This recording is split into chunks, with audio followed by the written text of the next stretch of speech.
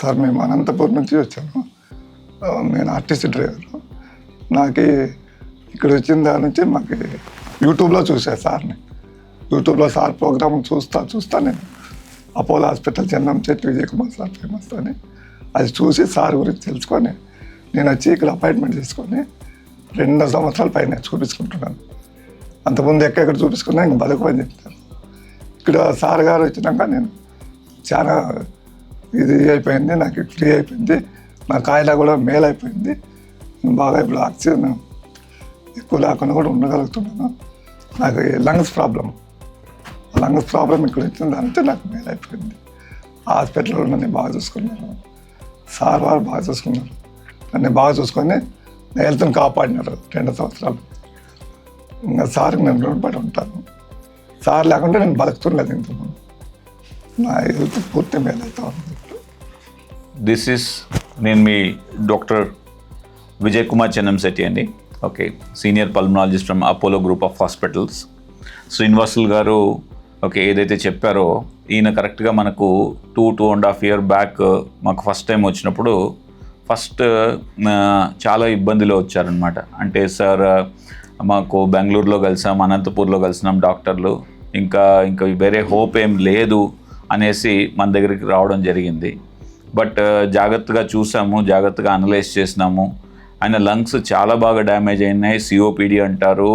And then ఒక RTC driver కదండి, ఒక ఆర్టీసీ డ్రైవర్గా చాలా పొల్యూషన్ వల్ల కూడా ఆయనకున్న ప్రీవియస్ ఇన్ఫెక్షన్ కాకుండా పొల్యూషన్ వల్ల కూడా లంగ్స్ చాలా డ్యామేజ్ అయినాయి.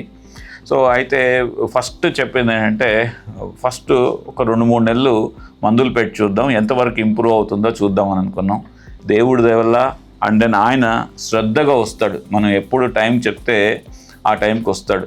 సో పేషెంట్లకి గుర్తుపెట్టుకోవాల్సిన ఏంటంటే మీ యొక్క డాక్టర్ ఏం చెప్తారో అది తూచా తప్పకుండా చేసినారంటే మీరు చక్కగా ఇంప్రూవ్ అవుతారని గుర్తుపెట్టుకోవాలి. అలాగా ఆయనకి ఫస్ట్ మనం ఆయనకి మాటికి నెలలో 2-3 సార్లు ఇన్ఫెక్షన్లు వచ్చేది.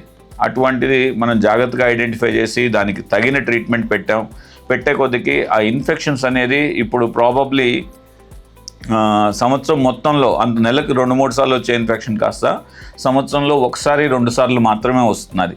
సో అటువంటి ట్రీట్మెంట్ డిజైన్ చేయడం అండ్ దెన్ చాలా ప్రిసైజ్గా మనం చెప్పిన పద్ధతులన్నీ కూడా, అంటే ఈయనకి లంగ్స్లో ఇంకోటి ఏంటంటే బ్రాంకియెక్టాసిస్ అని అంటారు. బ్రాంకియెక్టాసిస్ అంటే లంగ్స్లో గాలి పీల్చే గొట్టాలు ఏవైతే ఉంటాయో అవి స్మూత్గా లేకుండా డ్యామేజ్ అయిపోయి ఓకే సాక్యూల్ ఫామ్ అయ్యి దానివల్ల చాలా ఇన్ఫెక్షన్స్ అవుతూ ఉంటాయి అన్నమాట మాటికి. సో అటువంటి దీనికి కూడా చెస్ట్ ఫిజియోథెరపీ ఏమి, పోస్చురల్ డ్రైనేజ్ పద్ధతులు, తర్వాత అక్యుపెల్లా రాసాం. అక్కపెల్లాని కూడా ఆయన కొనుక్కొని జాగ్రత్తగా రోజుకు 2 times ఆయన ఎక్సర్సైజ్ చేయడం, ఇవన్నీ ఆయన ఇంతసేపు నా గొప్పతనం అని చెప్పాడు కాదండి. ఓకే, పేషెంట్ చక్కగా ఫాలో అయ్యాడు ట్రీట్మెంట్ కాబట్టి ఆయన ఇంప్రూవ్ అయ్యారు. దానికి తోడు ఈయన బ్యాక్గ్రౌండ్లో ఇంకొక ప్రాబ్లం ఉంది. సో T2 హై ఆస్తమా అంటారు. ఆ T2 హై ఆస్తమా అంటే ఏంటంటే ఒక 3-4 years బ్యాక్ బయలాజికల్ మందులు లేవు, ఇప్పుడు బయలాజికల్ మందులు వచ్చినాయి. ఆ T2 హై ఆస్తమాకి సో బయలాజికల్ మందులు పెట్టడం జరిగింది. ఆ బయలాజికల్ మందులకి చాలా చక్కగా ఇంప్రూవ్ అవ్వడం జరిగింది. దానివల్లనే ఈరోజు శ్రీనివాస్ గారు మీ ముందుకు వచ్చి ఓకే సక్సెస్ఫుల్గా సో ఆయన ఇన్ఫెక్షన్ని కంట్రోల్ చేసుకోగలిగాడు. ఆయన లంగ్ ఫంక్షన్స్ కూడా చాలా తక్కువ ఉంటాయి, అయినప్పటికీ కూడా ఆయన ఒక నియర్ నార్మల్ లైఫ్ని లీడ్ చేస్తున్నారు. ఒక హోప్లెస్ స్టేజ్ నుండి ఒక హోప్ఫుల్ స్టేజ్కి రాగలిగారంటే అది 100% అపోలో విజయ్ కుమార్ ప్లస్ వెల్లూరి శ్రీనివాసులు గారు చేసిన కృషి అని తప్పకుండా చెప్పాలి నేను.